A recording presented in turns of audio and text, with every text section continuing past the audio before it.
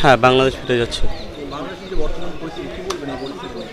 এই পরিস্থিতিতে আমরা চাবো যে দেশটা পুরোটা ঠান্ডা হয়ে যায়, অরাজকতা যেতে বন্ধ হয়ে যায়। দেশে পুরো ভরপুর অরাজকতা হচ্ছে, ভাঙচুর হচ্ছে, লুটপাট হচ্ছে, এগুলো অফ চাচ্ছি আমরা। প্রধানমন্ত্রী পরে পদত্যাগ করার পরে হাসিনার যিনি পিতা অর্থাৎ আপনাদের যে জাতির জনক ছিলেন শেখ মুজিবুর রহমান, তার যে মূর্তি ভাঙা হচ্ছে, বিভিন্ন জায়গায় দেখা যাচ্ছে তার মূর্তিগুলোকে ভেঙে ফেলা হচ্ছে, এটা নিয়ে কি বলবেন?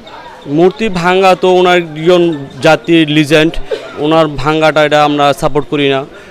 উনি বাংলাদেশের জন্য, ওনার জন্য দেশ স্বাধীন হয়েছে, ওনার ভাস্কর্য ভাঙ্গাটা আমরা সাপোর্ট করি না।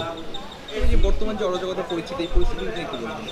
এই পরিস্থিতি ছাত্রদের মানে ছাত্রদের উপরে হাত রেখে কোনো অন্য পরাশক্তি চাচ্ছে যে দেশটাকে ঘোলাটো করার জন্য।